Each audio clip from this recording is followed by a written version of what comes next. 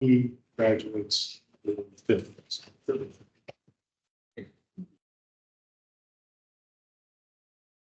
Okay, so,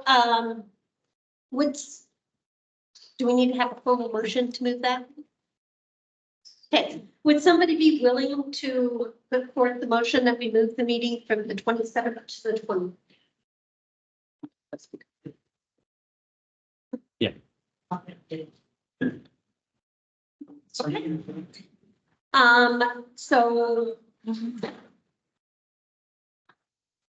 You literally just stop. We do have a space later in the meeting for announcements, but at this time, we do have the spot for any public comments. Did anybody put anything ahead of time? So does anybody have any public comments that they would like to put forward at this time?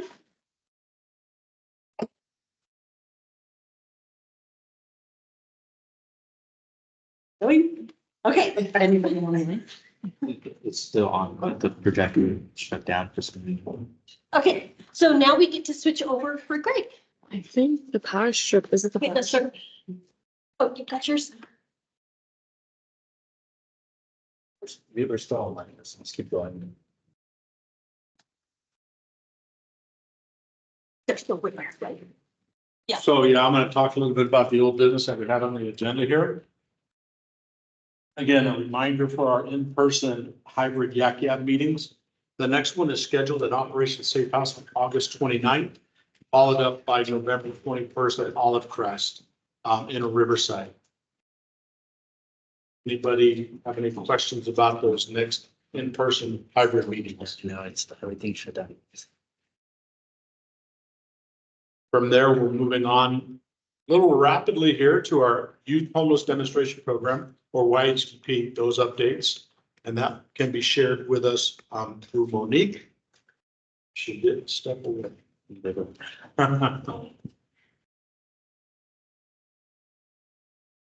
I know we had a phase round 2 of our training yesterday on the 29th. Unfortunately, not able to attend. And if there's anybody in the room here that did get to attend it and they want to share what was discussed in yesterday's training,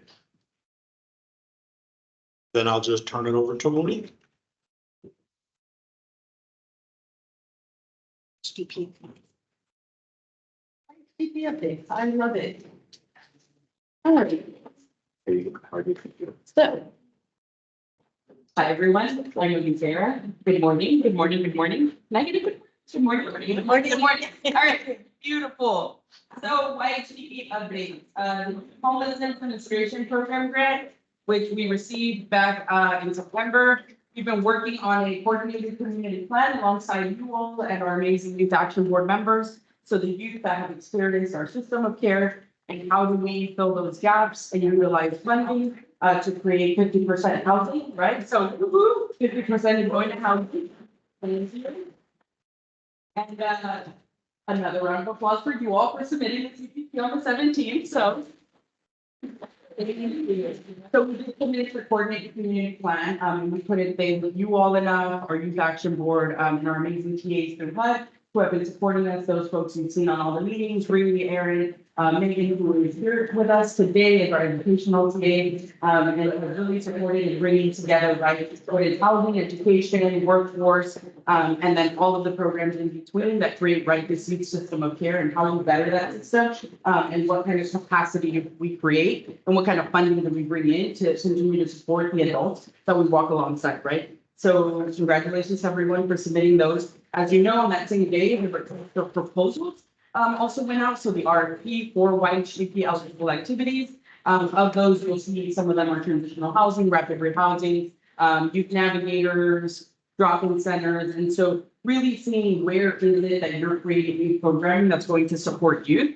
and how do you utilize this funding to leverage what you have going on and what you're going to start creating so that, right, we build housing capacity, we build new programming for subpopulations. And so really looking at who do you serve and who are the most vulnerable folks that you serve. So we're really excited to receive those as well. We will send out some emails asking for evaluators. We do have 50% of that evaluation panel that's going to the Youth Action Board members. So having the YAB not only participate in creating the coordinated community plan, utilizing their experience that way, but creating new experiences, right, and gaining new skills by having them support the adults that we walk alongside and having them also participate in the independent review panel. And so we hope that the admin and the youth that are really doing a lot of this work with us are going to stick it out to the end. And we want them to see the implementation. And even though we know that maybe, right, this granted a 2-year period, they might not see that housing capacity yet. But we're hoping that they do see everything that they've done to really set up the success and programming for youth in the future, right, that are going to be experiencing homelessness. And our goal is to make sure that homelessness is rare, brief, and non-reoccurs.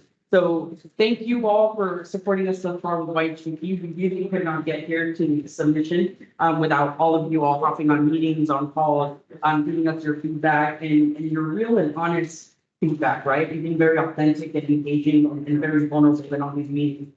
So thank you to the GAB as well. And for folks that are just hopping on and you're like, I've never heard of YHVP. I don't know what's going on. Huge grant, money was just released. If you need to get filled in any of that, you can have me connect with myself. You can ask our beautiful YAD members who have been involved as well, if the YAD members are in the room. You can ask our team as well, Gershon and Zuli. So any questions, anything thus far? I know that was a lot. Yeah. 24 and under, but it's right, the assumption is 18 to 24, so if they're pregnant, then it's in view. They can do between 18 to 24 with children. Other, oh, good question. What was your name and agency? I'm sorry, we're from Reach, formerly known as Gossip, before you can do. Beautiful, thank you for joining me. Oh, it's a yellow light. Experts, yeah. No, that's where we want to do, so thank you all for being with us. Thank you. Right. Everyone good online? Any questions?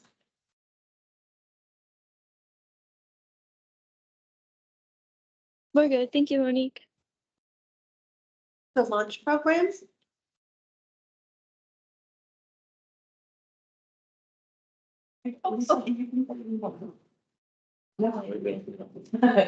Yeah, bro. Woo!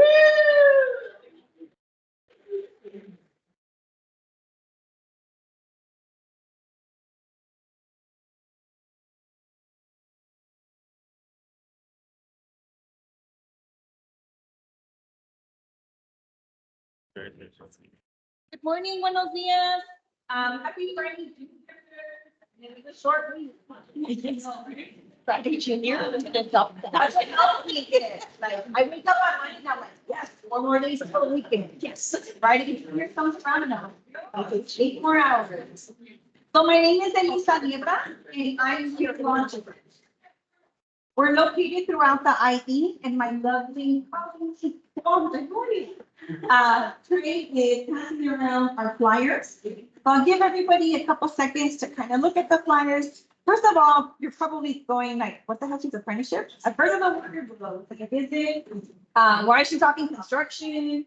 What is apprenticeship? So if you look at the flyer, that we have, it has all different apprenticeship programs. And the apprenticeship programs that we deal with are non-traditional.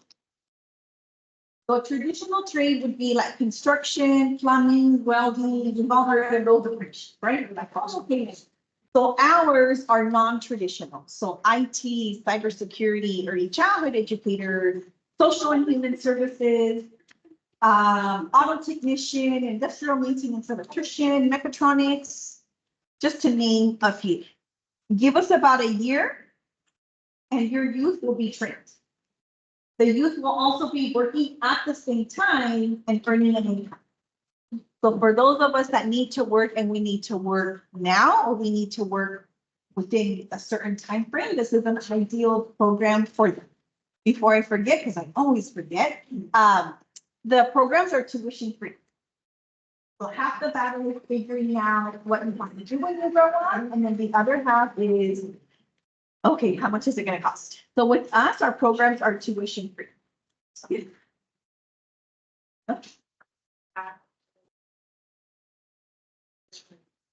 So there's both. Yeah. So the question was, is it full-time or part-time work? And then we work with employers that will offer both. So some companies only want full-time employees. Okay, cool. Then I know whoever our youth are that want full-time, we'll funnel them monthly. If a student or a participant only work or only wanting to work part-time, then that's okay too. Okay? Any questions before I start? And then that way, yes. So for the classroom instruction, is it all in person or can it also be virtual?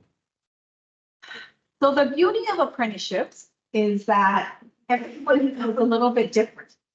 So it's not a cookie cutter. So it has its pros and cons. Because we're able to be flexible, that's a pro. The con is when I make presentations and people ask questions like that, it's like, I do not know. How is everything different? Because it just depends on the industry. So it depends. So like my IT folks, it's hybrid. Social and human services, we're working towards hybrid. ECE, early childhood educator, is in person. But just different. But yeah, but good question overall. Yes.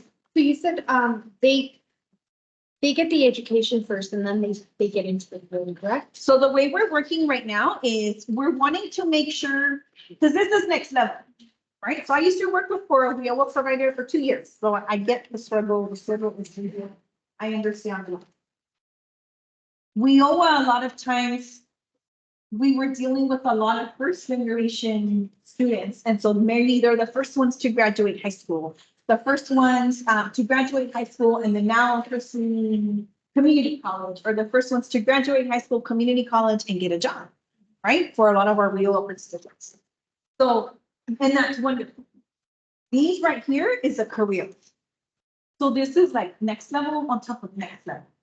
So we want to make sure that our youth 100% ready for this next level. So what we're doing now is we're taking that first semester to make sure that this is what they're ready for. Meaning, y'all know what it's like to get up every single day, get to work and get to school. The balance of doing work and school at the same time. The balance of work, life, school, and whatever life is going to throw my way for today. So we want to make sure that we're ready for this. So we're taking that first semester to make sure we're ironing out all of those little kinks. And or sometimes we don't, like I can speak for myself. In my household, we didn't know what anger management was, right? We just expressed it in a certain way. And when that expression came out, it was like, oh, I'm gonna come back, or you confronted it the same way that it came at you, because that's how we grew up. And it's for a lot of us, not to make assumptions. So that's a part of the process that when we work together as a team, we're gonna let them know that when that happens, when those emotions take place, how are we going to deal with it without going back to our old life, right? Which, like, if we're stepping into this new phase of our life, which is a career, we also have to bring with or remove the old self and step into this new world. And that's scary for a lot of us, right? Because I know that world. I know how to function in that world. It may not be super functional, but I got it. I know how to do it. In this new world, it's completely different and it's scary. As well as a lot of times we're by ourselves. Because everyone is still friends. We're the first ones to step into this. So that's part of the process of working with us, is to shed that old way, because our inner is still here, right? I still say orale, I still say chale when you talk, right? But that's just because aquí entre nosotros vamos a say, right? We're somewhere else, it's going to be a little bit different. But, so those are the kind of things that we work together with them to make sure that they're ready. So the first semester is they're going to be working. And I always tell students it's an opportunity for you to showcase that you're ready for this next level. So if class starts at 9 o'clock, what time are they going to show up? Right? We walk them through that process. Like what I tell them now is, what time do your front wheels hit that parking lot of school? Because now I'm envisioning them and I'm helping them process that, right? So little things like that we're helping them get to the next level, so that they understand this isn't high school anymore, or I have to let go of my old ways. This is a totally new and different opportunity. As well as it's new, it's different, scary, but we're here. And I'm gonna be here when you need me, and I'm gonna support you, but I'm also gonna be like that tower, like when we're messing around, But, come on, get it together. What are you doing? We recognize what it is, imposter syndrome or whatever it is that we're dealing with. Let's do it. Let's get to that next phase. But these are really good questions. And then one more before I forget. So all of these here, so this is the career path and then this is the school. So they do follow the school traditional start time. So we are looking at like a fall semester or a spring semester. Sometimes in summers, certain classes are offered. And then a winter session, not much is offered. But, we're looking mainly at fall, spring, and then summer session. Okay. So if we work, so for instance, if you have a student now, we're not going to get started May. Let's just say June, because tomorrow is June, right? So it's technically going to be June. So we're going to start to work together, helping them enroll into the college courses. But it's not going to officially start until that fall semester, which would be sometime in August. Some schools start super early in August and then some schools end later in August. Okay, so just so we have an idea, so whenever we have you come to us, just to know, like, follow the school system. If you come to me in December, cool, we're starting in February.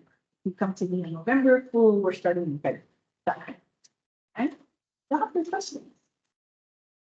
So we started off with two in this particular role with Marissa and I, so I refer to this as the OG ASNs. Which stands for Apprenticeship System Navigators. We were the first in the state. What was happening was, at the time, I'm not sick, y'all, this is allergies, okay? So, and this is with an allergy pill every day. So, what was happening was they realized that there's no youth involved in apprenticeship. So when we first started, the average age of a youth, well, I'll do what I do in the present. So 2 guesses as to what the average age of an apprentice was in 2021. 24, one more. 19. 28. Super good. Right? So I always tell students, 17, 18, and then one in the back, because we always have to have that one. Sometimes 19, right? Sometimes 17. So there's a 10-year gap, right? Until we get into that phase where we're like, what am I doing? Working, homeboy, homegirl life is cool, but at this point, like, I want more. So that was in 21, December of 21, the average age was 28. I attended a meeting that following August, so 7 months later, and we're at an apprenticeship meeting and she said, oh, what's the average age in an apprentice? And I was like, so I answered, I said, oh, she was no, and she walked away, this is my job. So apparently in that 8 months, it had jumped. So now we're looking at 33. Right? What was that? You think you would be younger. That's what I thought, right? So when she said that statistic, it punched me in the gut because I was like, oh, more reason why we need to spread the word. Not just amongst ourselves, but other community organizations as well, within families as well, to help spread the word so that that number doesn't continue to rise, as well as we can continue to elevate our communities, right? To get them out of that poverty, to cut that intergenerational, and then you fill in that blank with whatever that intergenerational traumas are. So 2 of us in this role, and we've now trade is a part of our life now, our community. So we're up to 3, 4 that are also doing apprenticeship system navigator. So just like what the process is we're navigating through the process of apprenticeship. Because while they're in high school, it's great, it's cool, we have counselors. Half the time counselors don't know about apprenticeships, or if they do, they know about traditional apprenticeships, they don't know about this. And then if you do know, a lot of times you don't know where to start. That's the big challenge, because in the apprenticeship world, it's always having to be, somebody, or you had to be part of the good old boys club, right? And most of us, in my life, I wouldn't fit into that group, right? So I would never know about it. So with ours, it's totally different. And so that's why we're out here to spread the word, because it's one thing to tell you, here you go, scan it. It's a 50-50 whether or not they're going to scan it. And then it's a 50-50 whether or not they're going to pursue it. And so that's what we're here for, is to make that bridge, make that connecting dot, so that once they do scan it, y'all are going to hit me up and go, hey, I'm sending so-and-so, and then I'm sending them a text message. right? And between the three of us as a community, we're gonna get together to help them get to this space. Because it is in a couple of steps, but as a community, we're gonna help them get to that space.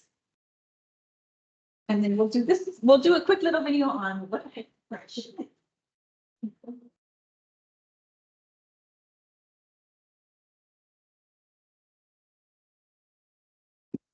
With flexibility that matches your lifestyle.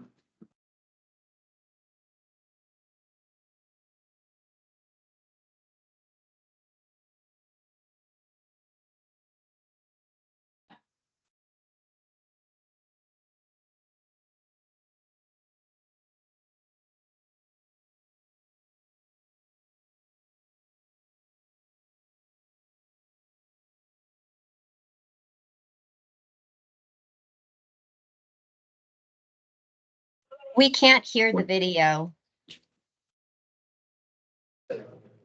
So I started to reshare it and Then when I took the section.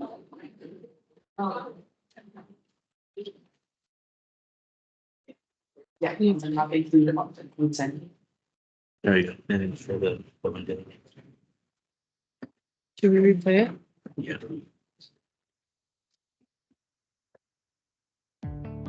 Looking for education with flexibility that matches your lifestyle? A solution is right in your backyard. The Launch Apprenticeship Network, a regional initiative hosted by your local Inland Empire and Desert Community Colleges, is connecting students to careers in automotive, manufacturing, culinary arts, information technology, and cybersecurity. You see, apprenticeship is a form of employment that gives you the tools you need in the classroom, but places a heavy focus in on-the-job training. This allows employers to hire students during the early parts of their education because the training has been customized to fit their needs. Apprentices generally work full-time while taking a minimal amount of courses that fit around their career. Oh, and one last thing we thought you might want to hear. Apprentices within the Launch Initiative enjoy tuition-free college, making a debt-free education a reality. Whether you're ready to be the next great chef or manufacture items we use on a daily basis, check out the Launch Apprenticeship Network at launchapprenticeship.org.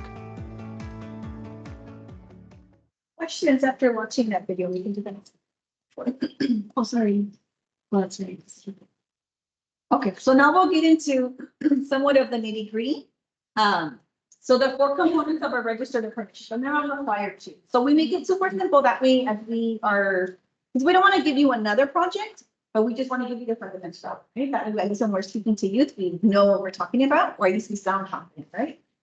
Fake it till you make it. So your first one is your classroom instruction. So the way it works is normally the classes are going to be offered in the evening. There are some day classes, but normally it's during the evening.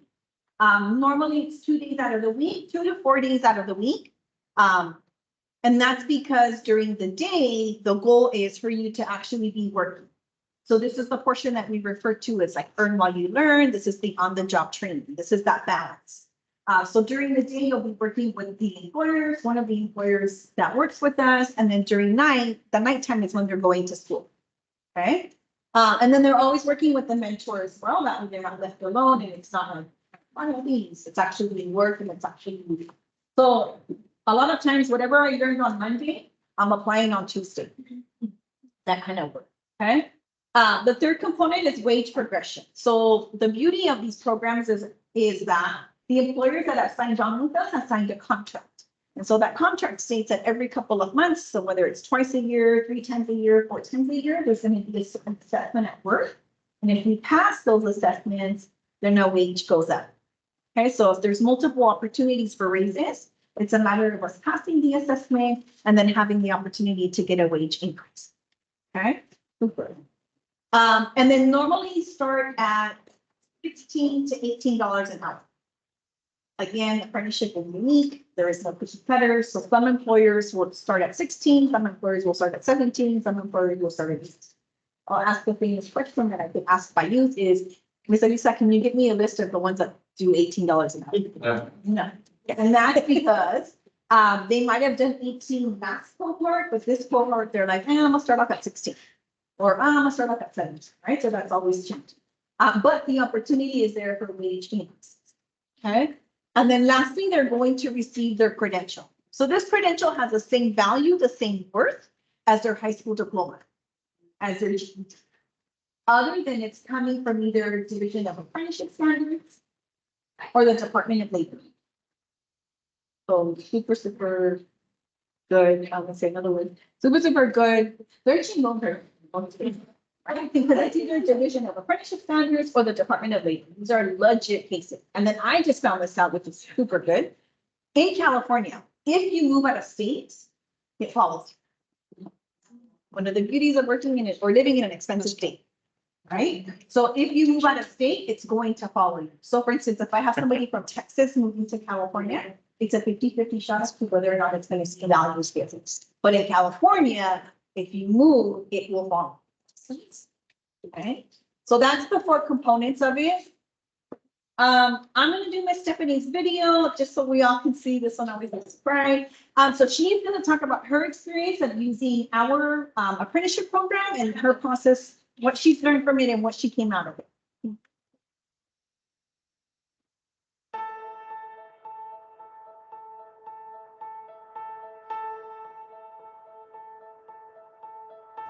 Launch has honestly been like the foot in the door for me to get here. My name is Stephanie Gutierrez. I am currently an apprentice technician here at Audi, Ontario. Ever since I was little, this is what I was meant to do. For my birthdays, I would ask my dad for Hot Wheels instead of Barbies. I remember being like a little 4-year-old running around my dad as he's working on his cars. I wasn't originally gonna be a technician. I loved cars, but I just never thought a female could do it, to be honest. I would go to dealerships with my parents when they'd get their vehicle serviced, and I never would see any female technicians. It wasn't until in high school that they had an automotive program, and the instructor, she was actually the reason that I continued to follow her at RCC, and it's thanks to her that I realized that I really love cars. I really love what I do. I love working on them, and she has just been so amazing and has pushed me forward to pursue this. I'm currently enrolled in Riverside City College in their automotive technology program. I'm a very hands-on learner, so for me to be able to go to school, learn about a subject, come back to work and apply it, it helps, you know, make it click in my brain way sooner than just sitting in that lecture hall. I wake up every day and I love coming into work. There's not a moment that passes that I'm like, ah. I think it's honestly super amazing that I'm so grateful and blessed to say I love what I do. It's just pretty cool, like seeing more female representation in the industry, honestly. That's all I could have hoped for.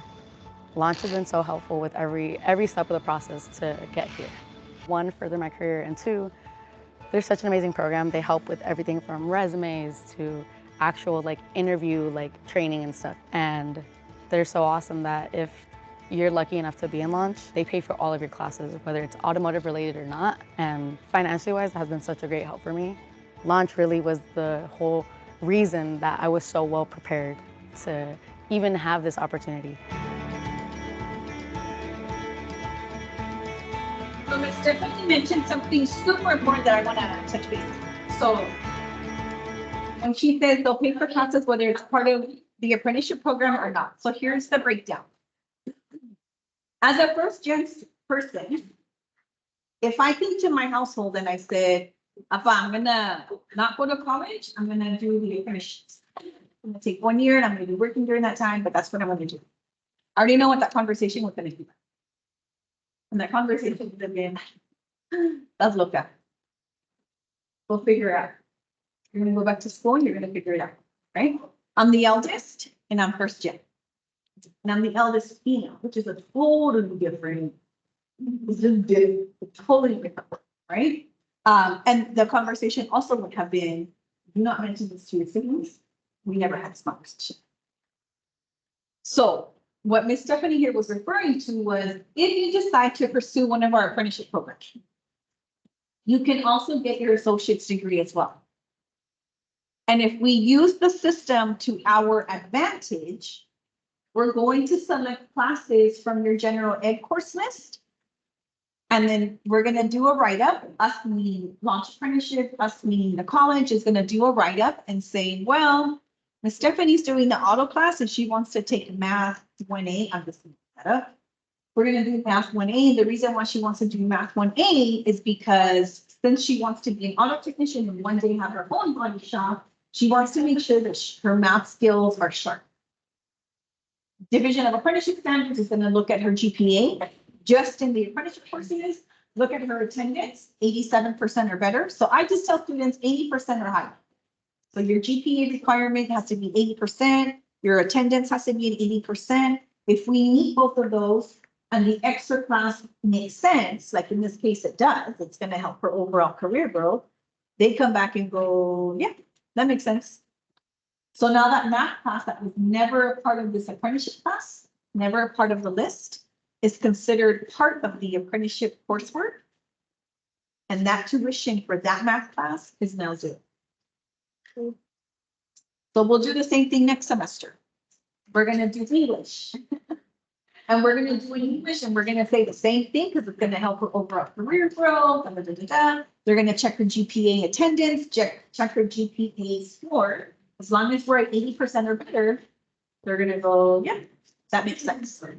Yes. Is that something that apprenticeship navigators can help with, like? Oh, yeah, Should take extra classes? that's a good question. So yes, and the way that conversation comes in is when we do check-ins and when I'm doing I'm gonna say, when I'm doing the initial intake, I ask like, what's your short-term goal? What's your middle goal? And what's your long-term goal?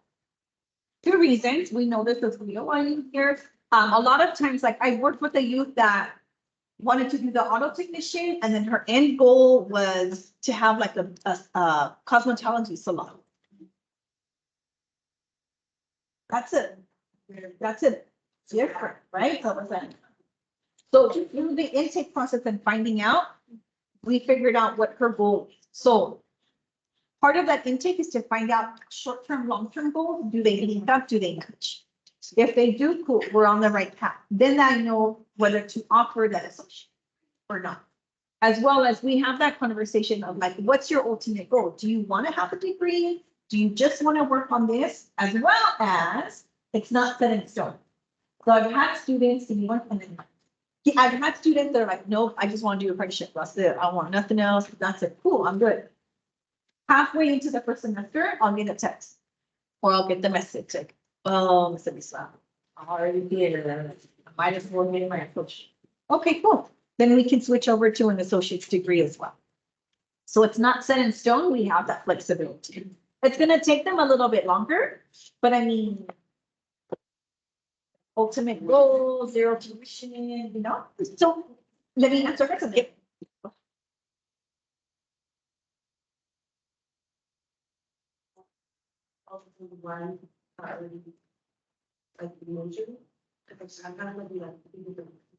So we're gonna figure out, so part of my intake process, I have them do a 16 personalities assessment. I don't know if y'all have heard of it. Okay, so I do that because a lot of times we don't know what our skill set is. Again, I'm gonna use me as an example, nobody gets offended. So in my household, we didn't have the opportunity to sit down at a table and talk about our skills. What's working, what's not, what's your goal? How do you want to get there? Because we were in a hustle mentality, right? It was hustle, figure out how we're going to pay the bill. And then the else, I have to figure out how I'm going to help everybody achieve their goals, right? So we never had that opportunity. So I start with the 16 personalities to figure out what that skill set is. Everybody has it. We just don't know it half the time. So we figure out what that is. And then I use a website. It's called Truity, Truity, or Truity. Truity. Okay, so I use Truity because Truity then gives us career matches based on our Myers-Briggs code. And then we start exploring.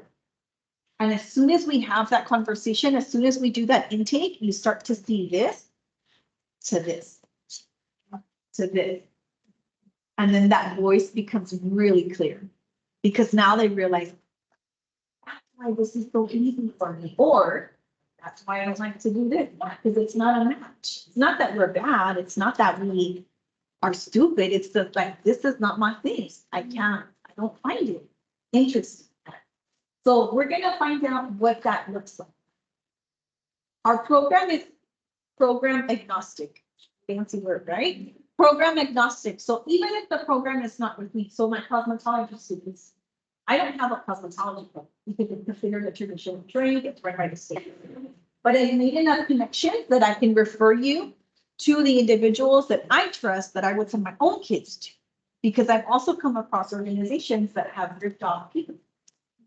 Okay, so I have enough connections where I can refer you. If you're still stuck and you're like, I have no idea, okay, maybe at that point, it's like, do you want to get your associate or do you want to get a 4-year? Like, what does that goal look like? And then you're like, well, I do want to get my 4-year degree. Okay, cool. What about if we take that first semester to just do 1 or 2 GE? And then that way, one, you get the college experience, figure out what that process looks like. Because even your drive's going to be different, right? When I'm working with students, I'm like, you know, your high school drive, you know how long that's going to take you, but you don't know college. It's a different route. Then we have to deal with parking, and that's always a trip to them when I'm like, well, you have to pay for parking. I have to what? What's the adults? You have to pay to park there, you know? So little things like that, just to help them get to that next step. So like, that's what I would advise if we were working together and you were really, really stuck, and I get it, because it's a big step, right? And it's scary at the same time. So maybe to start off with 1 class, get that college experience, get that GE requirement. That way we can kind of, because during that process too, you can find out, it'll be closer to figuring out and discovering that process of, because you're going to come out of your shell of like being so scared. But you know what I'm saying? Like, this is a new world for us. And that's a plus.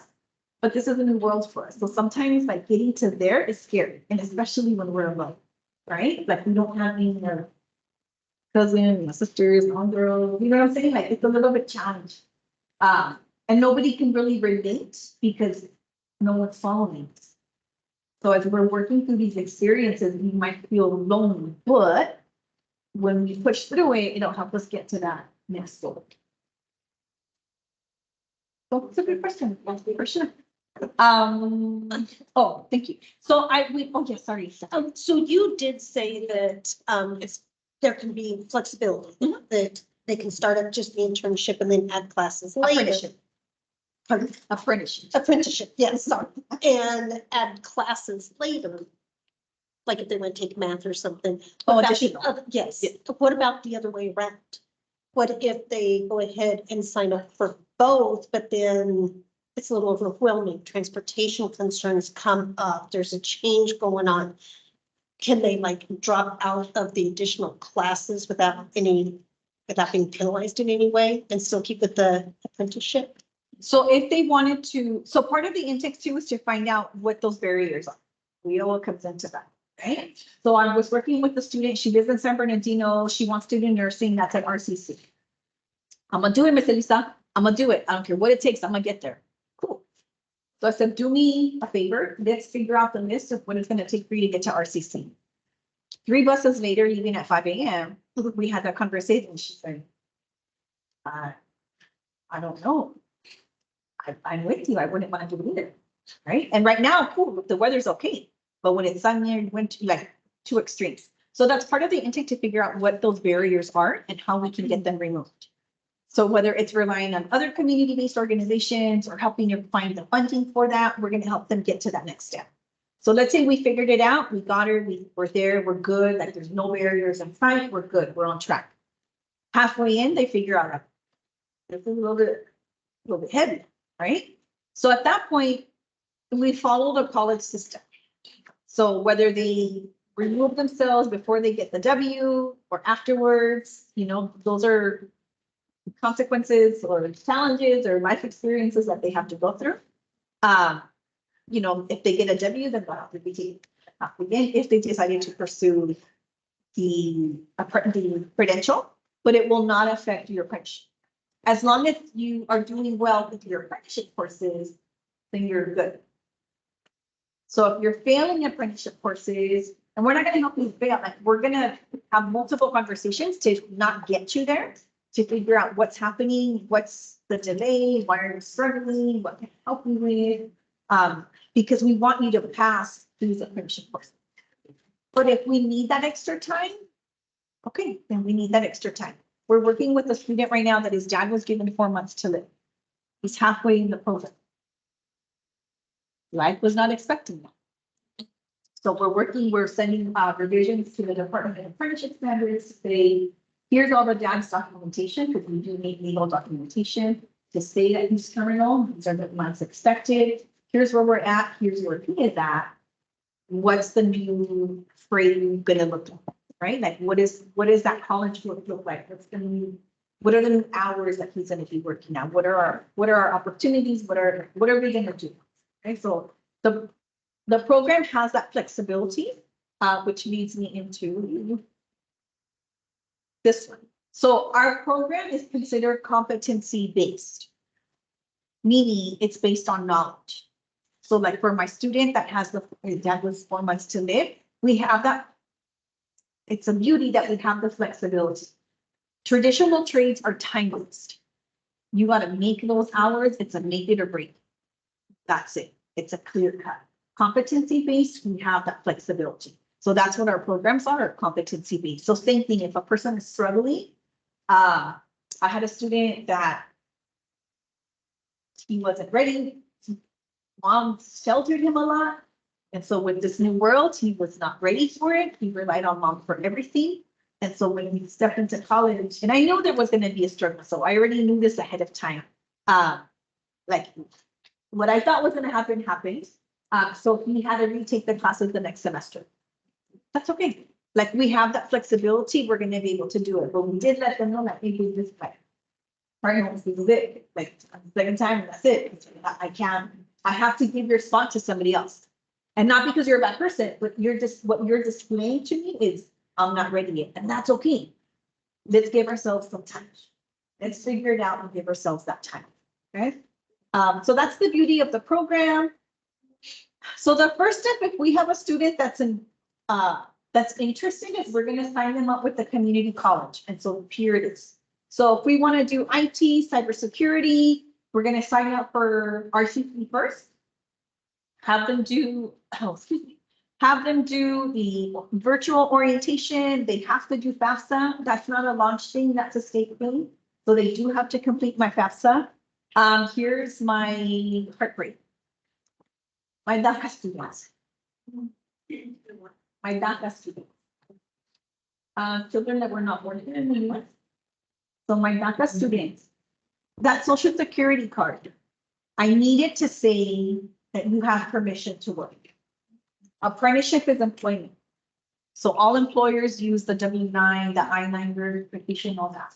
So as long as your social security card says permission to work, we're good. And all they have to do is show you a copy. Because I know that certain individuals, they might not necessarily have a security card, but they have another document that gives them the legal right to work. And then is that acceptable to use? As long as I have, so in your notes, I-9. As long as I have the I-9 verification, all employers are going to use the I-9. So whether it's a California or a state issued government picture ID, passport, a social security card, or some type of verification that they have eligibility to work, that's the thing. So for my DACA kids, it's a couple of extra steps, 100% worth it. We can do it, but we just know that ahead of time so that we're prepared. Okay. If like I'm working with a student that he's in the process right now, doing all the paperwork, and he's like, and I started in fall. Well, if he doesn't have it, the truth is not going to happen in fall, then we're not going to do it. But I also want him to continue his schools, because once they're done, they can get back in. So he's going to enroll in community college and work on his GED classes. That way he's in the system, there's no problem, and we're able to get to those next steps. Okay. So yeah, so this is just, I'm going to go real quickly through the classes, but first step is if they wanted to do IT or cybersecurity, whatever it is that they want to pursue, the first step is to enroll for the community college, do the virtual orientation, and complete FAFSA. Once that's done, then you're going to reach out to me. And then now we're going to have a one-on-one to figure out what that process is, add you to my list of students, because each department has their own, like my auto at Chapin College has 10 slots. So I have 10 slots, I have 15 students right now. So it's going to be make it or break, whoever attends and shows up. So each slot is a little bit different. But then we're going to schedule a one-on-one to make sure that we're ready for this next step. We have removed all the barriers that we possibly could to help them get to this next stage and start whenever it is that new school year is going to start. This is the website for the Department of Apprenticeship Standards, full transparency. It is super frustrating. I make a running joke of the kids. I'm like, oh, I think it was made at the 1901. That's how old it is. Somebody will be like, you're so angry. I know. No, these are not traditional. Remember how in the beginning I said construction, plumbing, those are considered traditional trades. And they go off in time. Mine are non-traditional and they're competency. But competency has a flexibility, time-based structure. But it's here if you're interested. Don't do it on a day where it's not good. On a Friday night, don't do it. This is just a list of what we have here, other than we forgot to include Palo Verde. So if anybody that knows is in Palo Verde, we're also in Palo Verde as well. And then these are what we'll be getting. So collecting right to work documents, getting their high school diploma. So we can work with students and really go out and talk to seniors, juniors to help spread the word. Because by the end of that school year, you're gonna have that high school diploma. Or getting that driver's license, getting your diploma. For those of us that are not too sure, we're gonna do a career exploration, figure out what that is, and then eventually we're gonna help you with your resume, interviewing skills, all that process.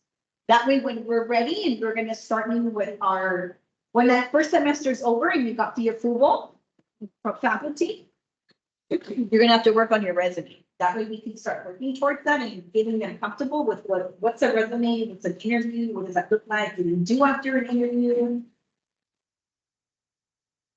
That process. So if you have somebody that's interested, in the front is a QR code. This is what we're asking you. Are you guys getting around the reserves? When I did it, it was. So it's still the same. Okay. Deep side. I don't think they were aware of how much students were going to be involved. And they didn't know my mechanic. We need my hustle, and I'm out there for our students. So when you tell me bring them, I'm gonna bring them. And I brought them. And then now they're like, whoa, slow down. I don't have any lines.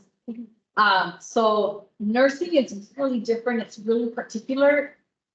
So right now, like this is where I have to deep side is the students that I'm working with now, we're looking at an August 2025 start. That's just for nursing. That's just for nursing. IT has about a 6 to 8 month wait. For IT. But the way we're getting around that is you're taking a couple of the prerequisite courses and need time to get you started, to get you going, to get you the certification so that when you are ready, you are certified, you have taken your courses. And so the employers know that you're much more valued because you have all of this education and the testing behind. You had driver's license down. What if they don't have? So it's not, with the exception of auto technician. If you want to be an auto technician and you don't have a driver's license, I get that. that part, like, okay, cool. So that part we get, it makes sense to have.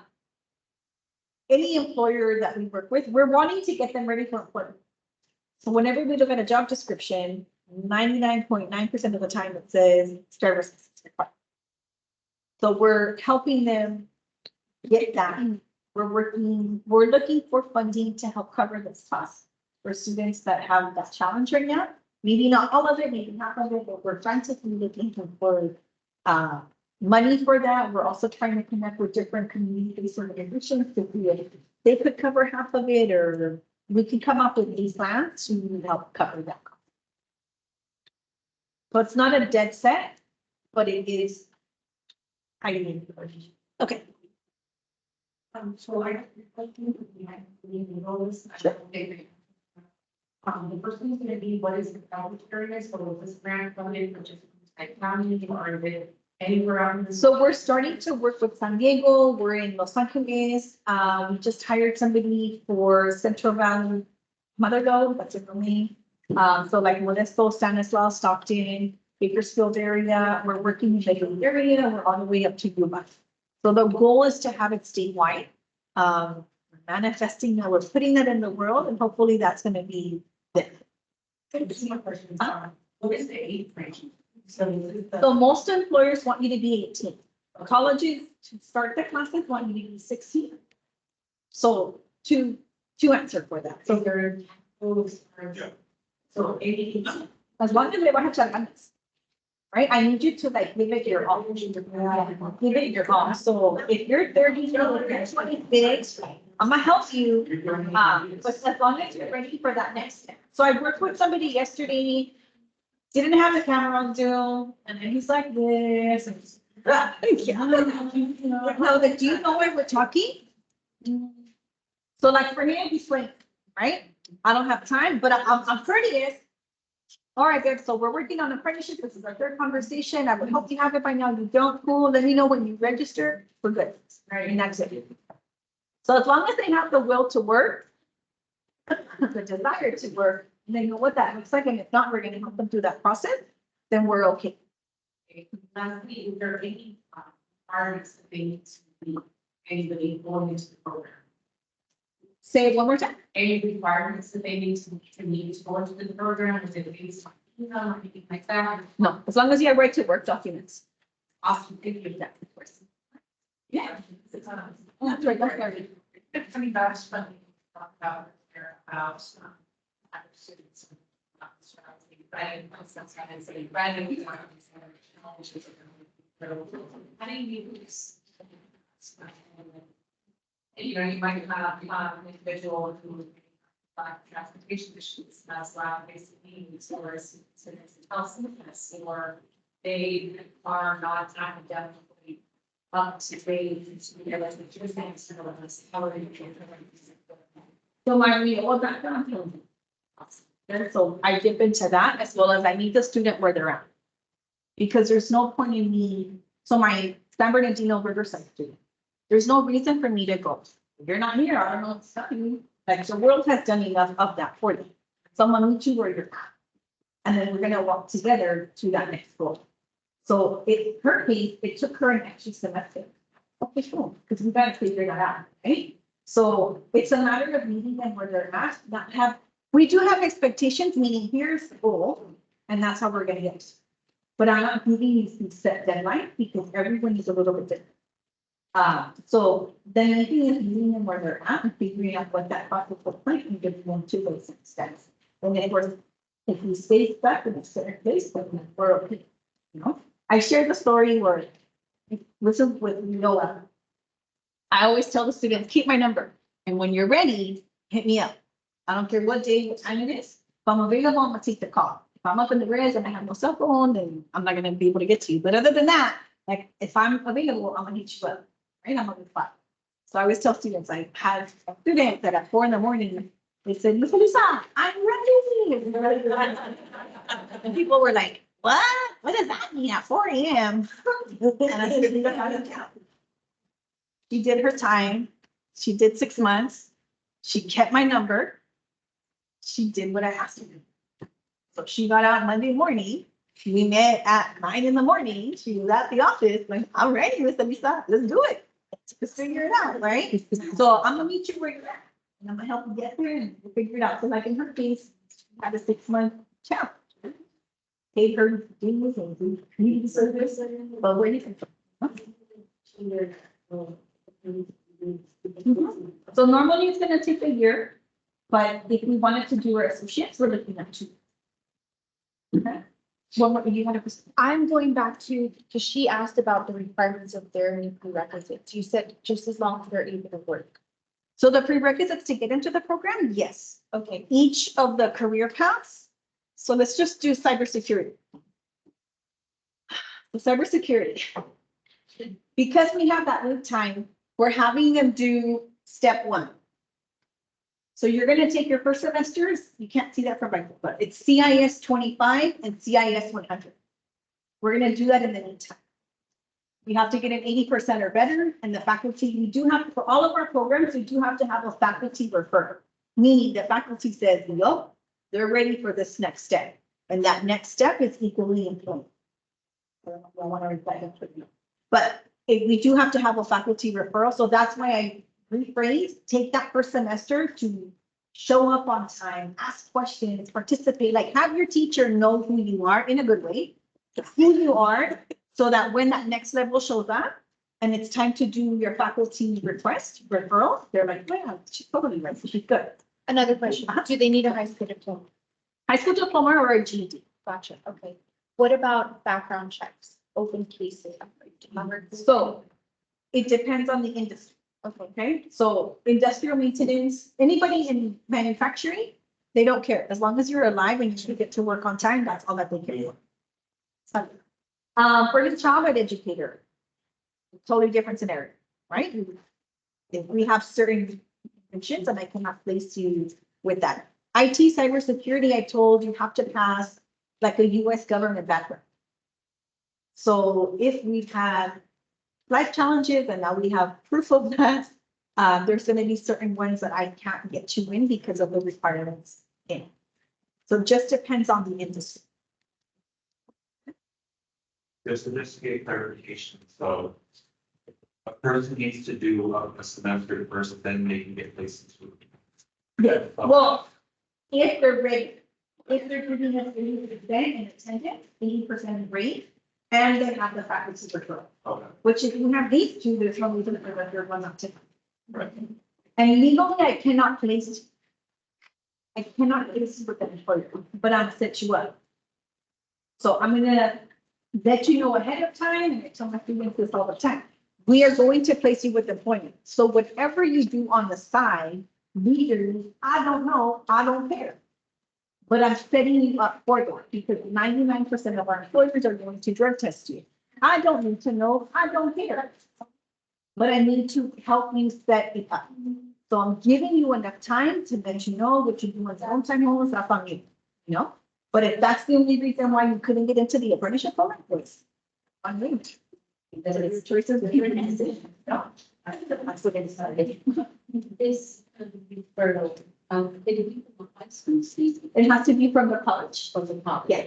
For the So each of the departments has a faculty member and that's who's going to be that referral. I have a question, going back to her department. So no matter what economic status, low income, none of that is required, there's no such requirements. As long as you have right to work documents and le vas a echar ganas to work, transition or give it your want to work, then that's what matters. That's it. Apprenticeship, we're not playing, because we're gonna help you. We have 1 year we have 1 year complete. We have 1 semester to showcase.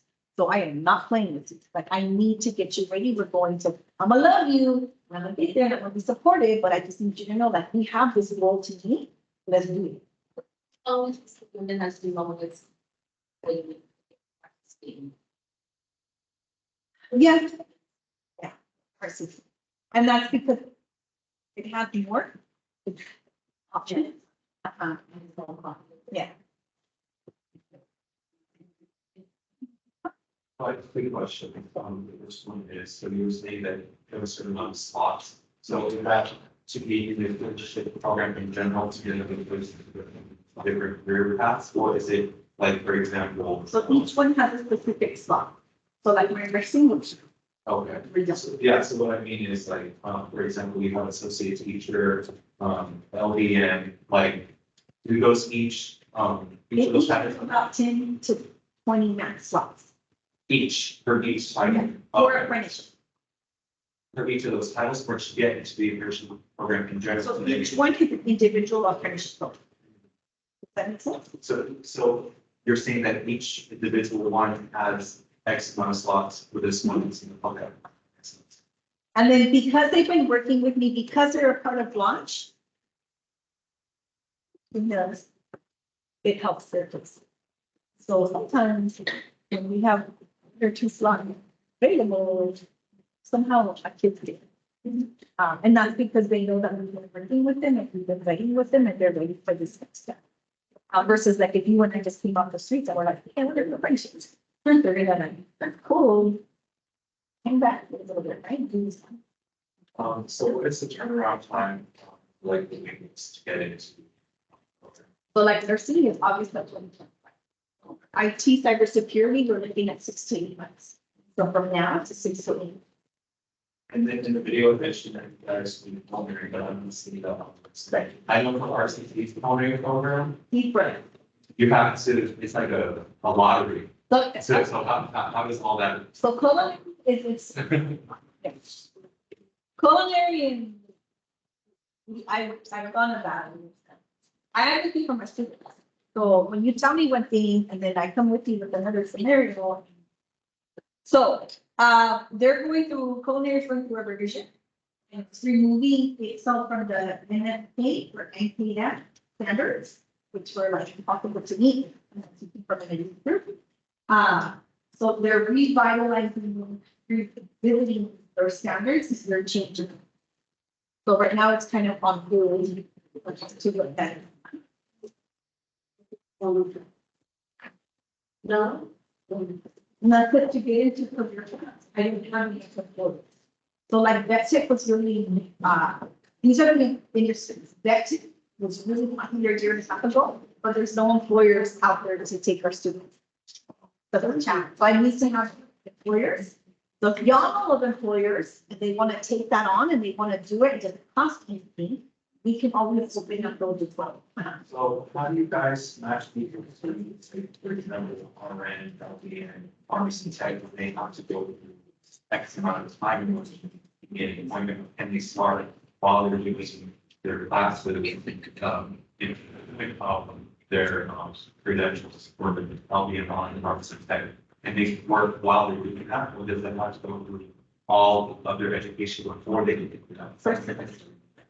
But even for RN, LPN, RN is different. We're working on that right now, because RN right now, to not lose you, right, because it's a lot of steps. Yeah. RN right now, we're working with Providence. Providence is an employer, they're requiring that you work with them as a CNA for 6 months. Oh, okay. But during those 6 months, you're working on your 4 food regular. Okay, yes, that makes sense. About it. That's the question. And I know I told you, so my sincere apologies for that. But I'm gonna give you my business card. So that way, if you have questions, you can email me. It's just so I can be transparent with y'all. I am, Friday and Monday, I will have no cell phone service. I'm going to the Red Happy Mountains. We have no cell phone service up there. So I will not have any cell phone service, but you're welcome to hit me up on Tuesday and then we can schedule Zoom, text, whatever it is for you. This is my number. This is when I'm working with students. This is what I start with because I'm helping them prepare themselves for those next steps. So it may sound really ridiculous, but this is how we establish those guidelines to let them know like, this is next step, y'all. So how do you communicate to a supervisor? How do you communicate to your team? So these are conversations, examples that I give them. That's my cell. My email, you're welcome to hit me up anytime. Have more conversations. If you guys have a group and you want me to present to them like, virtually, I can do that too. And I just say virtual because I drive from Hemet. It's very, so it takes a bit of a distance to get here, or if you want to do one day and I can do like half a day or something, you know, so it's doable. It's just a matter of getting creative on how we're going to work together.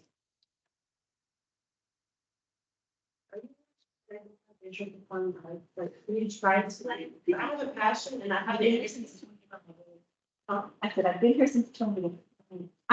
So I come to my team and it's not like this, but I don't have work.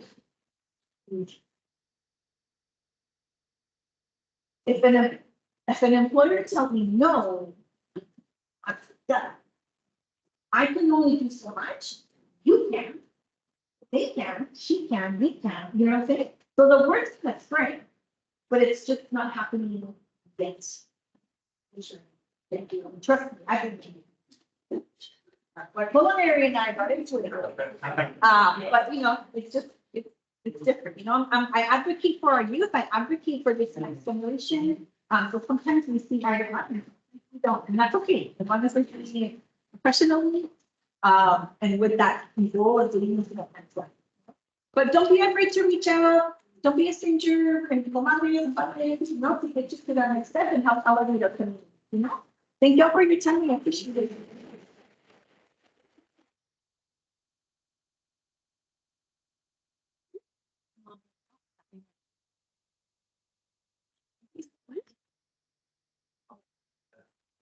I wanted to take one more. Thank you.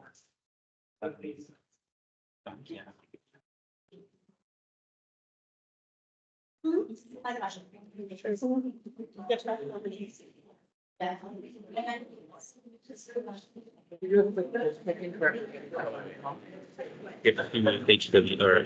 Yeah.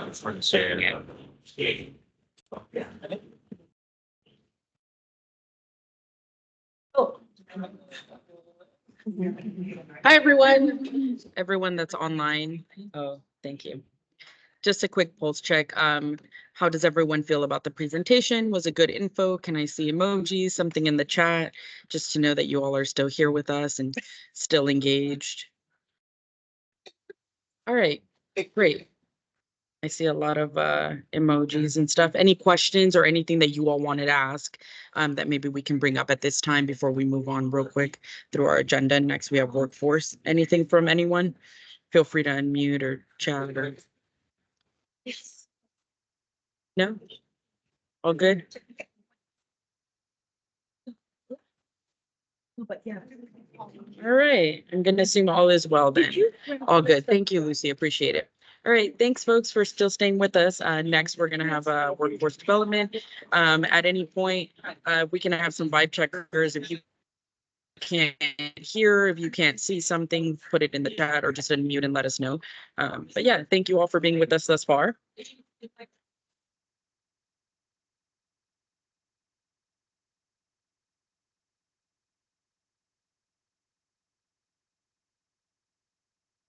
Again, I'd like to go ahead and introduce our next group from our Workforce Development Division. We have, excuse me, Maria and Jocelyn, and they're going to give us a presentation on our workforce. Thank you. Yeah. Good morning, everyone. About 5 to 10 minutes out of your busy schedule today, so beat me up to par. Please set the timer. I hope to not bore you today, but my name is Maria Pelaez. I'm with Riverside County Workforce Development Division. Now, with me is my colleague. Hi, good morning, everyone. My name is Jocelyn Garcia Rojas, here with Riverside County Health and Workforce Solutions with the Workforce Development Division. Yes. So today we're going to go ahead and give you an overview of what is Riverside County Workforce Development Division. And our second part is going to go ahead and talk about a special apprenticeship program that we have here in Riverside County. And I'm sure you, after hearing all the amazing questions and Alyssa's spectacular presentation, I think this is going to be of great interest to you. So with that said, who we are. So we are one of the 5 divisions that's under housing, Riverside County Housing and Workforce Solutions. So we work very closely with Housing Authority, Community and Housing Development, as well as Community Action Partnership, and of course, Continuum. Yes. So we really work with 3 populations from 3 groups, which includes youth, adults, and employers. So going into youth, we have what we call the Youth Opportunity Centers. We actually are inside one at this very moment.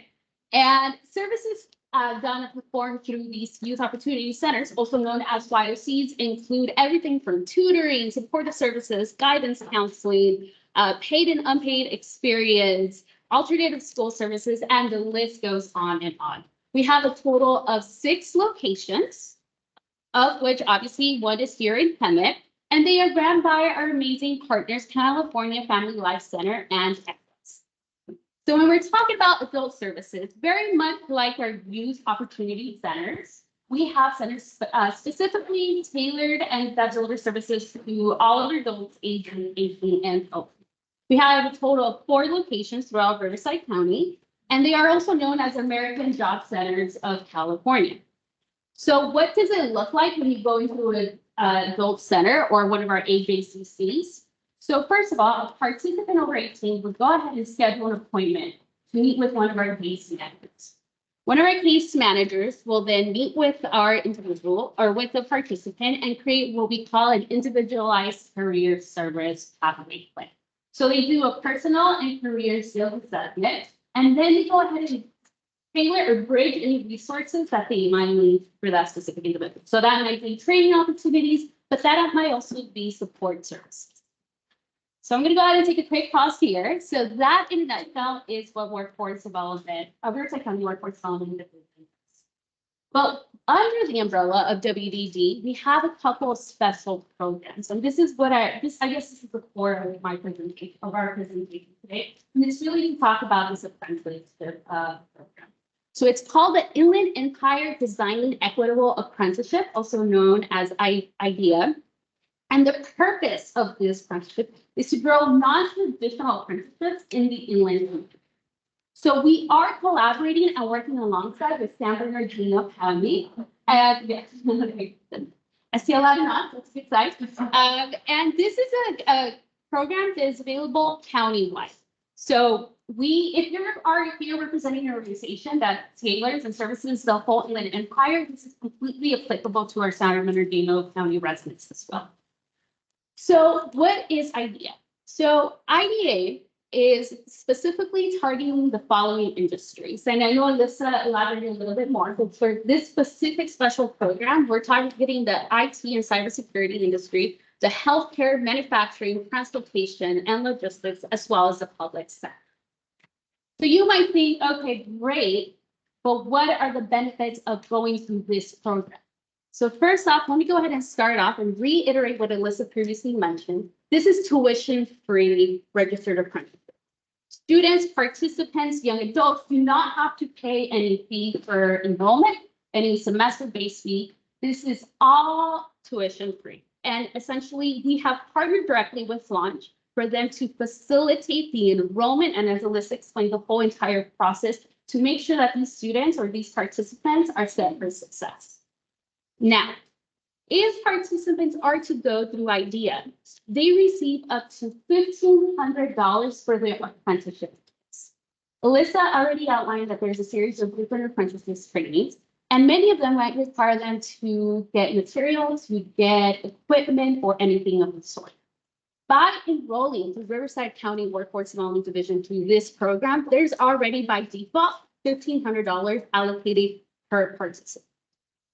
Thirdly, there is an employer stipend. So what does this mean? This means that Riverside County Workforce Development Division is paying an allocated amount for every employer that takes an apprentice. So the money does not go directly to the participant or the apprentice, but there is a great benefit in this. This incentivizes employers to take apprentices and thus increase their likelihood of these apprentices becoming employees of that employer after the conclusion of this apprenticeship training. And fourth, I want to go ahead and touch on support services. I know Megan asked a question about what are the services, what are the resources. There is already, every time, just for signing up for this program, each participant gets a $100 guest card.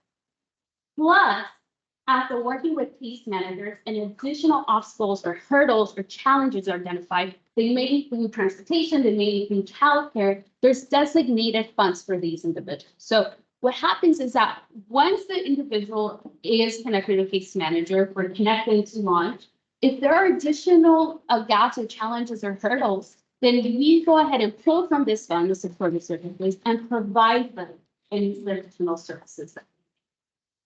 So I'm not here to reiterate the amazing presentation that Lisa said, but I really want to go ahead and emphasize and bring awareness to this program. We are committed to enrolling 380 individuals across the Inland Empire, including Riverside County. So we need your assistance in bringing awareness to this program so that our Riverside County residents can begin leveraging this amazing resources that is available. Now, our colleague, Andrew Duran, who couldn't make it today, oversees this program. So my call for next steps is to connect with one of us. Connect with Andrew via email, connect with Jocelyn, connect with myself to see how we can start enrolling students or participants as of yesterday get them connected to amazing perks and amazing programs that are happening during launch and set them up for success. Thank you all for your attention. I have a couple of flyers here. You're more than welcome to take. There is an interest form that's coming up, so feel free to sign up and we'll, some person will get in contact with you shortly. So you do have an individual interested in apprenticeship. The best route to connect with or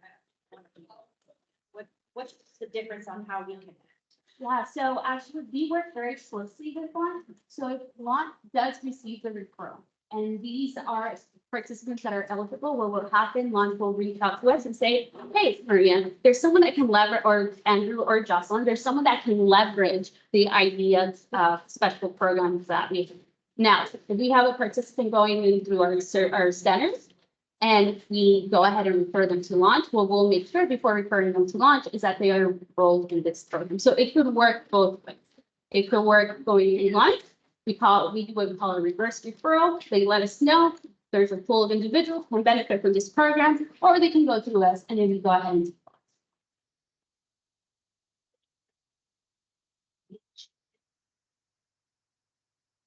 there is not an age difference. So we do thought we want this program. So they're eligible, all the requirements that are the requirements of documentation, whatever Launch requires, we go ahead and do. So as long as they're over 18 and have right to work documentation, they can go ahead and work. No. Yes. You know, but And I wanted to add in, although we do have the apprenticeship, I know the route sometimes can be 36 months, 24 months. If they decide not to go the apprenticeship route with workforce development division at our job centers, we also offer training dollars. So if they want to go do a vocational trade, or either the community college or private institution, we have ITAs for that, which are vouchers to pay up to $8,000 and up to $3,000 in supportive services. And additionally, we just got awarded an additional grant to help subsidize an additional up to $8,000. No vocational school, there is a waiting list up until August of 2025. That may not be ideal for somebody who might be an older folk who really needs to work or provide. They might want to do a 9-12 month route training program. So that's where WIOA, as you guys mentioned, comes in and provides that subsidy. yes. And where you're saying, does it matter if you're? I'm sorry? Does it matter if you're a grant funded program? That is an excellent question. My first immediate answer is no, but I will follow up with you and give you a confirmation if you allow me to. And I just want to go ahead and piggyback on what Jocelyn just shared. This is just one of multiple special programs that we've had. And the reason why we decided to highlight this one, because we have our amazing co-presenter and Launch. And we really just wanted to emphasize now, if COC and the platform and time allows in the future, we would love to elaborate a little bit more on additional special programs. But if you would like to immediately connect, you can always fill out the interest list and we can definitely schedule a one-on-one call to provide you information on those specific aspects. Yes.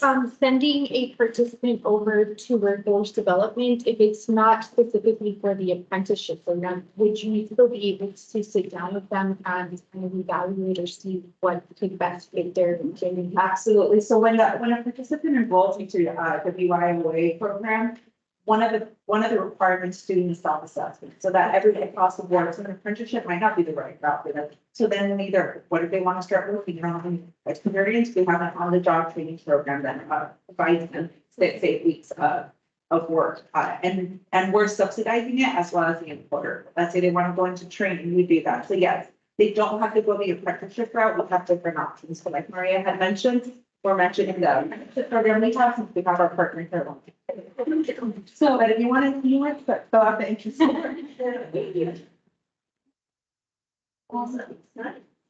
Not that I want to steal anybody's thunder, but as they started out talking about the 6 youth centers across Riverside County, if we can find a way to help cover some of the costs in the support services that's in WIOA for the young adults, the 16 to 24-year-olds, or the older adults that are not Title I WIOA, there's the adult WIOA side. So we try and leverage every avenue that's available to our young people that we work with at every avenue. Again, if they don't want something as intense as an apprenticeship program, they kind of want to take their time, go a little bit slower, work on education, that kind of stuff. That's where the 16 to 24-year-old WIOA comes into versus me sending them across the street over to the AJCC and getting something on the adult side.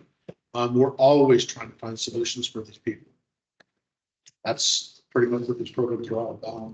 And it's great to have this partnership, again, with what we're doing, with what Launch is doing and what our partners with Workforce are doing each and every step of the way.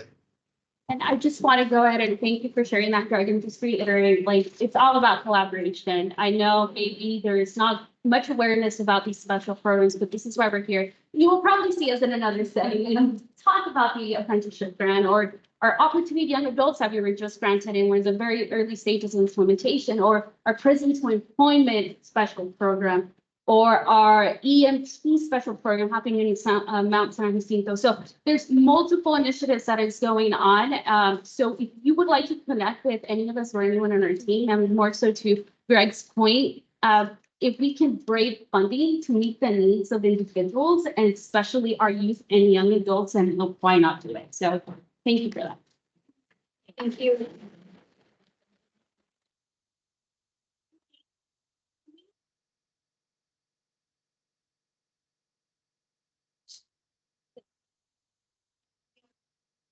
So we will be putting all of these slides and all of the information for today on the Google Drive. So if you look at the calendar invites that you received for this meeting, on there is a Google Drive folder. It should be open to everyone who has that link. On there, you'll see all the flyers, the PowerPoints, the minutes, everything after this meeting. Just give our team maybe between the day and tomorrow to go ahead and put all of that stuff in there. But that's where you'll find it. Out to the group and reminding everyone that everything has been uploaded. You'll also find a recording of this meeting on our website. So Okay, yes. Are we ready? Okay, guys, so the next thing on the agenda is the bed availability updates.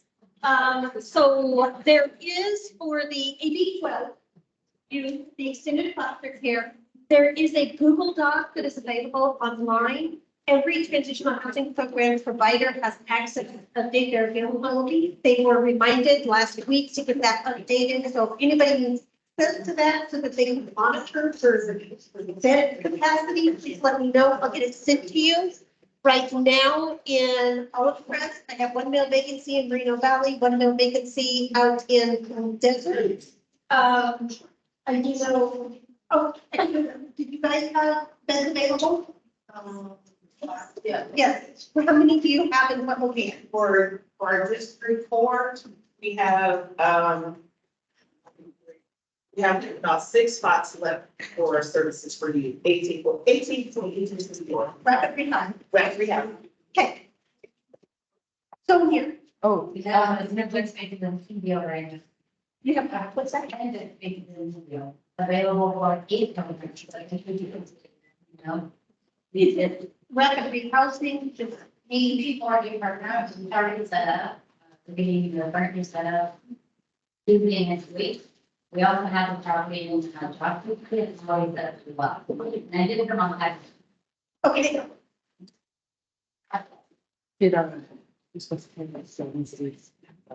Yes. Yes.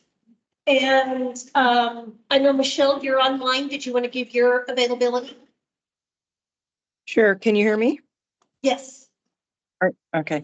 I have 1 female in Moreno Valley. It's a brand new unit and it's very close to the college.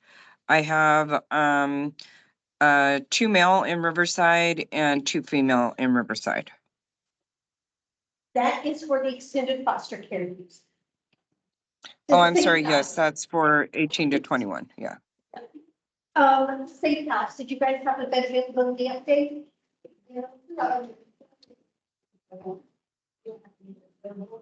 As far as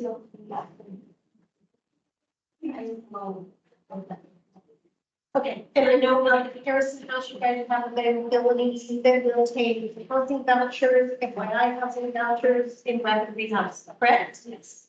Okay. Okay. Okay, does anybody else online or in person have some bed availability that they would like to share at this time? So we're from different social services, so we operate out of Riverside, and we also have a mental health center, you know. I believe that we have, and it's for individual 18 and above, there's no specific requirements other than you have to be able to do your ADLs. And, you also can't get no to 90 specifically in your elementary school. I believe I checked yesterday, our availability for that was 12 top hugs and 3 bottom hugs. Okay. That's good. I can provide more information to anybody who knows.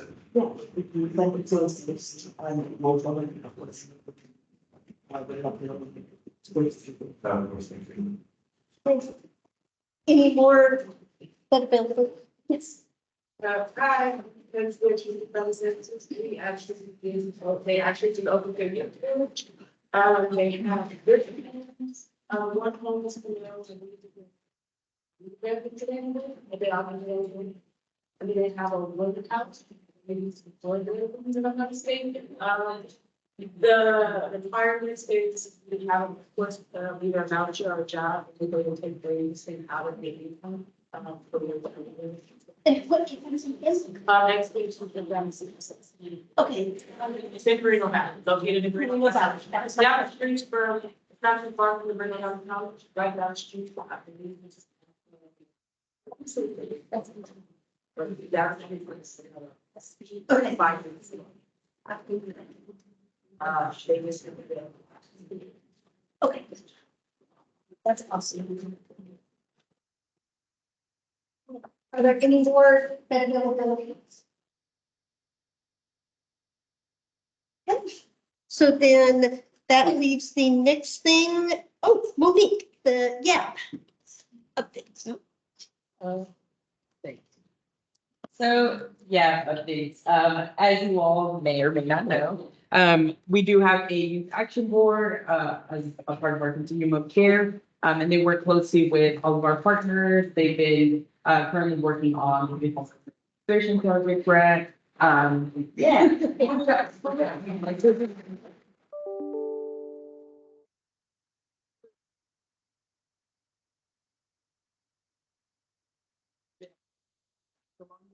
But also I've been a part of different community organizations, different programs, been doing, anywhere from conferences to, professional development. So we're really excited to see all of the members get involved in different items. We do have meetings every, other Thursday from 3 to 5 p.m. And so we do have flyers for members, who want to join. I think at the moment we're at capacity for membership, but as folks transition out onto bigger and better, we're hoping to bring in new members as well. And then I know you have a few members, so I don't know if there's anything you all might want to add in terms of what are you doing during that right now? Or what are you participating in? Or what would you say for folks to participate?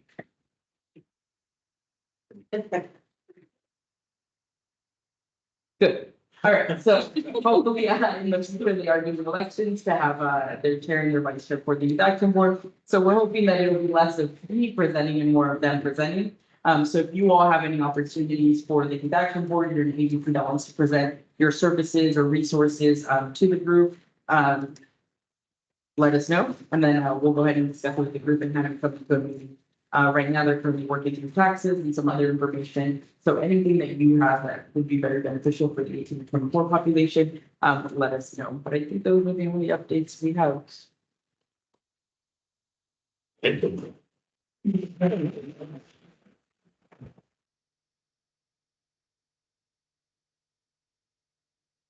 Next, we have Lucy with the youth, the CES updates. Hi, can everyone hear me? Yes.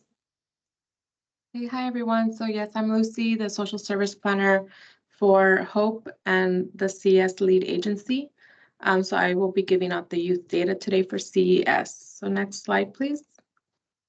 So here is the data for youth as seen in the month of April. So we have 33 TAY consumers that were in the community queue, 23 qualified for permanent supportive housing with 10 qualifying for rapid rehousing, and 8 of which had an active home connection with awaiting outcomes.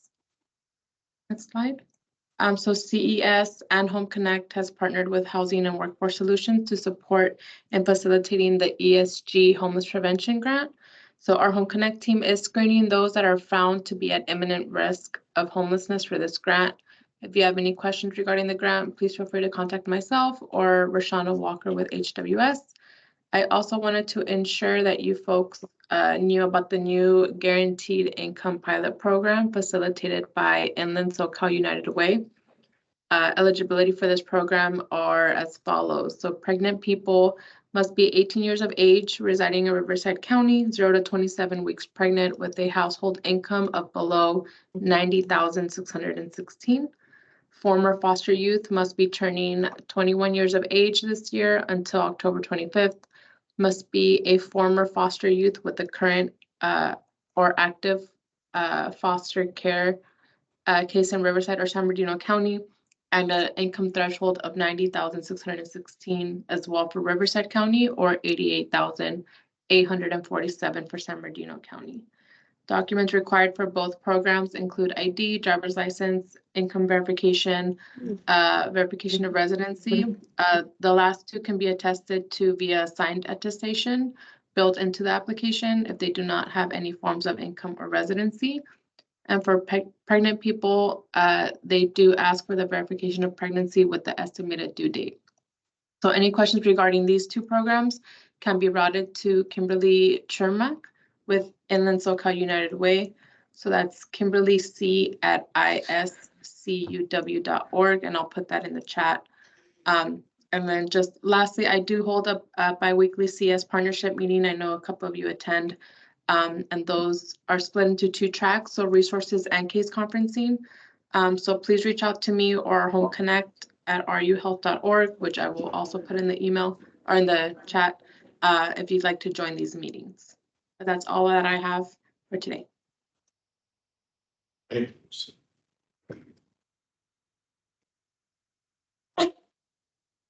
So the next item on the agenda is our monthly YAC member spotlight. So it was pretty easy. This month we chose Kimberly Thomas at Northland College, who's going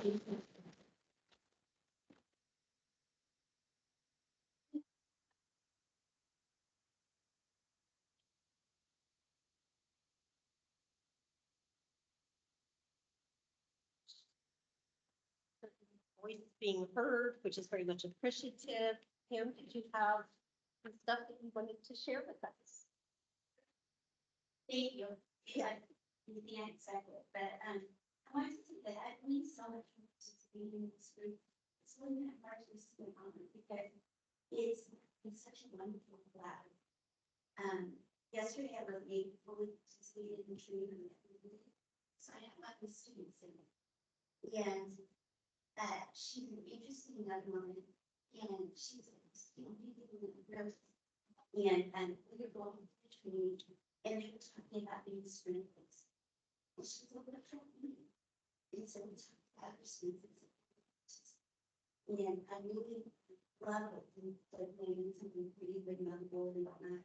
I'm not even thinking something like that. You can do it for me. And I said, but one of the reasons I know that is that when I came to nerves to do something, you immediately come up with all the notes. And I said, something if I did ask you to do something, you know, how can you make it happen? And I said, so when I meet my specifically said, I really don't have an experience.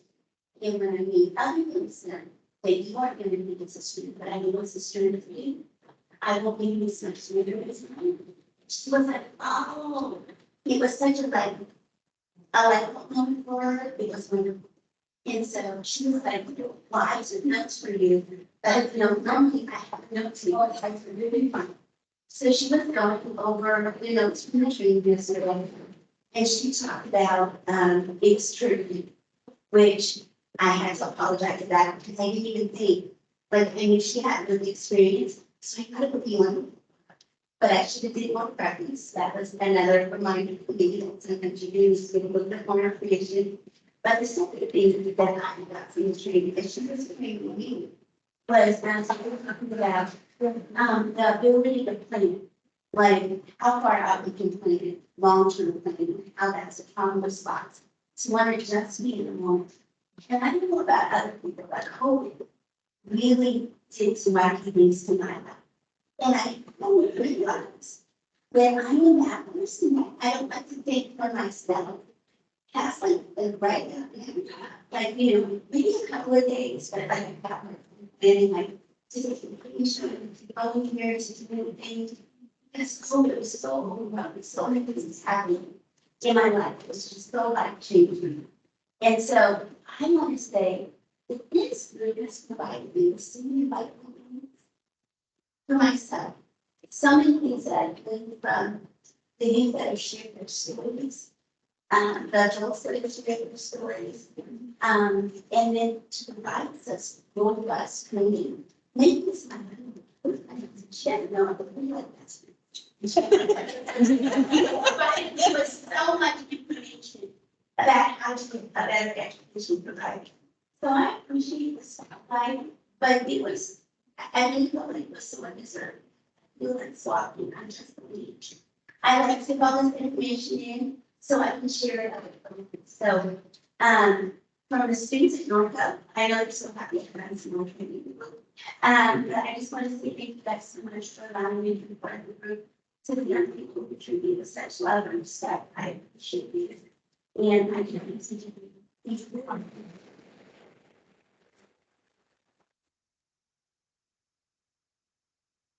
Megan, would you Thank you. like to share? Would you like to share a little bit about what you just received?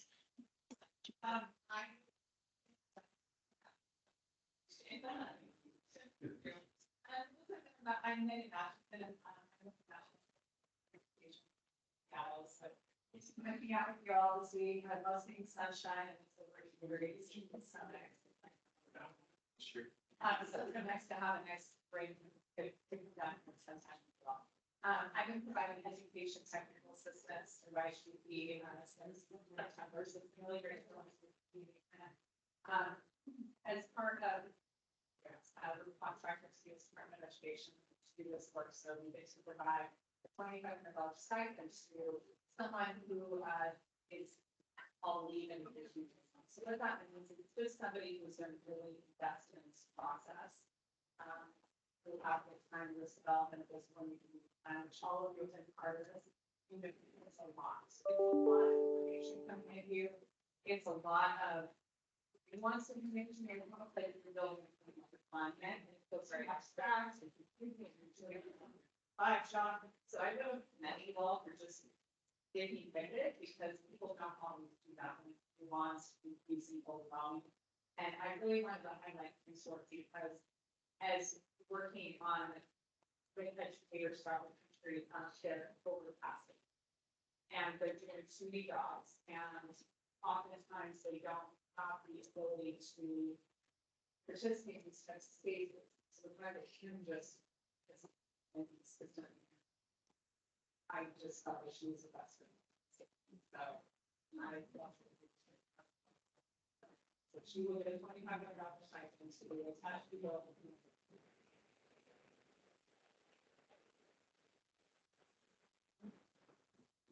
All right, next on the agenda is a call for any agenda items that would like to be added to our next meeting.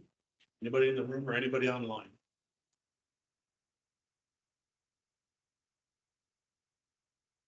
I'm sorry? Yeah, well, in our program for Empower Youth at this center here, I believe we had a total of 18 that are graduating. One of the partners with RCOE, which is right behind us, the mural on the wall right here, with a bunch of students in class right now. So they've done their, you want to call it celebration of their program, as well as the cap and gown distribution that happened here in our center, along with all of our local high schools. We have a bunch of youth because we had 22 in-school youth this year in our program. Of those 22, a total of 18 are graduating. So we got graduations that are happening Wednesday, Thursday, and Friday of next week. So yeah, we got a lot that happened there.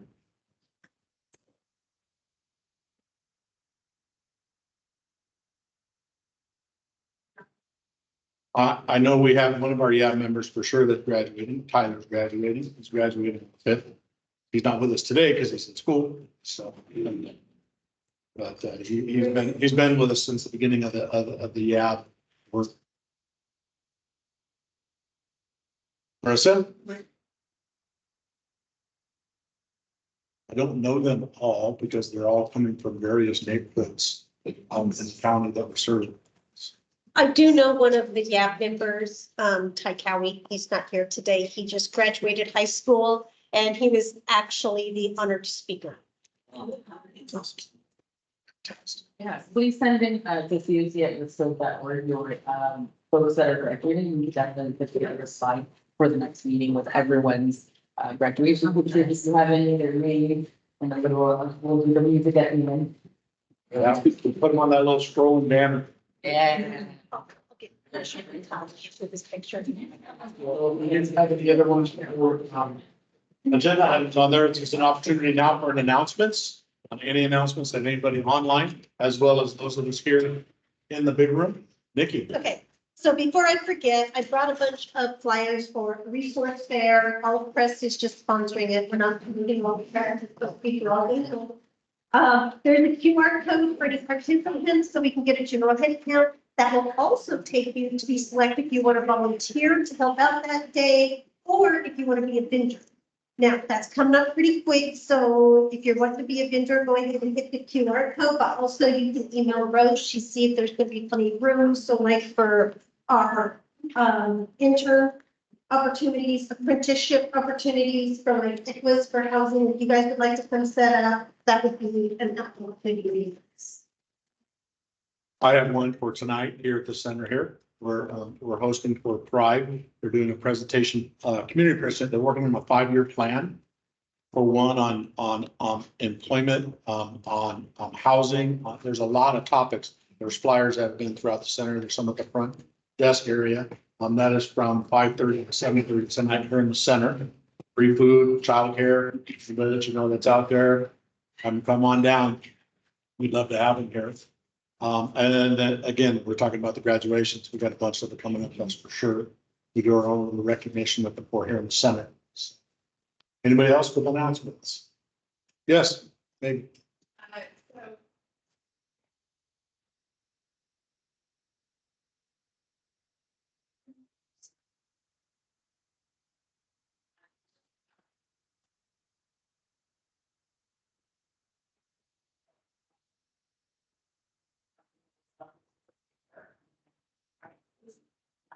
Prices of bond. So it's really just a set of questions to encourage folks to talk to people they don't know and try to identify some places where they can have some common connections going forward. Really the big caveat of ICT is how, we all come together in these spaces, develop a space plan, but the goal is to not just go to our own center. The goal is to continue to do this work out of our silos. So I'm hoping that this can help them identify some places. To use this thought to each other, with each other going forward. So if you the first 6 people, we will talk to at least 15 people. Use the question in this paper and shout out to your strengths. And then the agenda, if you have not received it, it is given out on the there for our tiny photos. Thank you. Anybody else with announcements? Real quick, I'd like to introduce our executive director from CFLC, Mary Ramirez, who will sit down right here.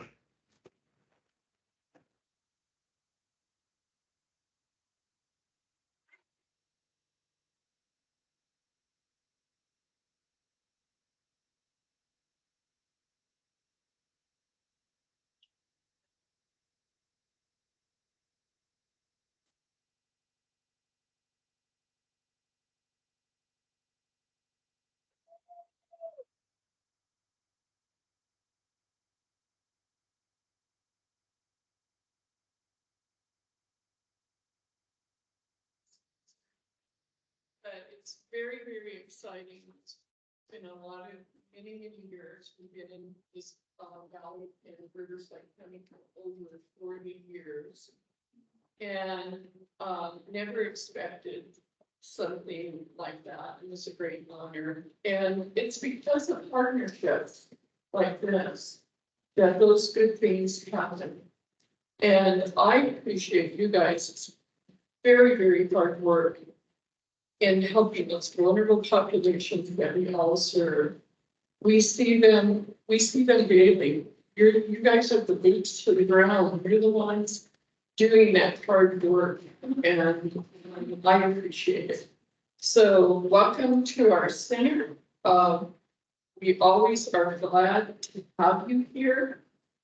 We appreciate your hard work, and we always want you to feel like this is a place that you can meet and come together, and like minds make great things happen, and that's what's going on. So thank you guys.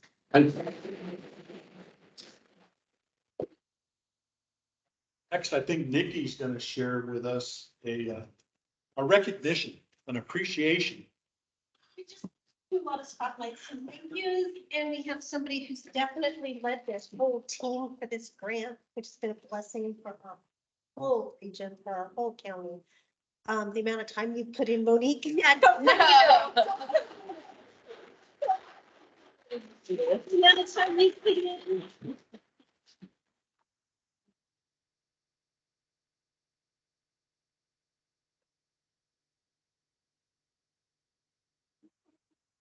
Right here, and we are all very thankful for.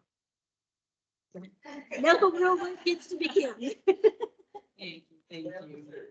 So with that, if nobody else had any other announcements you'd like to share? Well, I was gonna say thank you guys. Hey, Greg. Really got me off This guard. This is Emma. Can you hear me? Yes.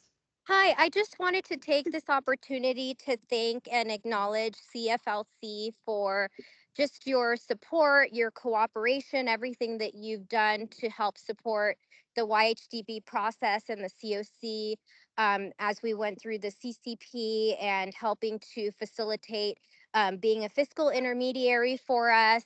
We really, really appreciate you guys and your partnership. We could not have done this without you. So I just wanted to give you a thank you on behalf of the county and the COC. Thank you, Emma. Absolutely. Thank you. Thank you, folks. No, thank you all so much. I echo Emma, and for you all that don't know Emma, pressing with our COC, she's our manager. And we appreciate you all for being here, coming to the meetings, all the folks that show up in person. Greg Crone's letting us use your center, providing lunch to our youth action board that has really stuck it out with myself and our team. And, for those that know Gershom and Mar, they've been essential in what we do. And so I appreciate it so much, Nikki. Thank you all so much. I really could not do this without having had a year with you all to learn, my role, to learn what you all do and what was needed and how we get there, right? And I know that I continue to learn from all of you every day. And so I can't appreciate you all enough for the opportunities and our continuum of care and just the amazing partnerships that we've created. So thank you, DAD members. Thank you, team. If you all see Mar, please, or Gershom, thank them as well for an amazing job. In your agency, we're just doing the really top part, which is those direct service. So thank you all so much for being there as well. Oh, thank you.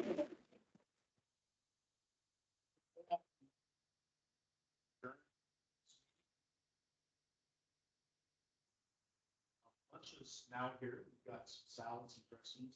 We've got some vegetarian cheese and meat flavors. For those of you who haven't tried it. Along with the goodies that are left over from our little breakfast session, our executive chef here, Nikki, has made some wonderful desserts along with just ready to face and stuff like that. From the last hot juice and then of course water bottles. But thank you for being here with us today.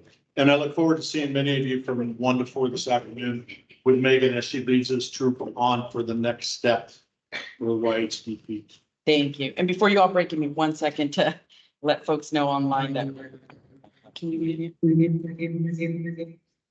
Hi, folks. Thank you all for joining online. We're hoping that you all can join us at our next hybrid in-person meeting, just to get that in-person networking going on. We appreciate you all. We wish you could have seen everyone in this room. And if you need to contact anyone who's here, you want to make a connection, feel free to reach out to us and we can connect you all. So if there's someone that you're like, I know someone said they were there from launch, we can connect you all. And then if you are joining Megan's workshop in the afternoon, also virtually at 1 p.m., go ahead, go take your lunch from 12 to 1, and then we'll see you back on this link that you're using for the Yak Yab meeting to go ahead and get you in on the action with Megan's workshop in the afternoon. And we'll do a Jamboard online while they're doing the same activity in person. So we will still be here and be connecting with you all. So if you all are joining us, we'll see you at 1 p.m. Is there anything for folks online before we end?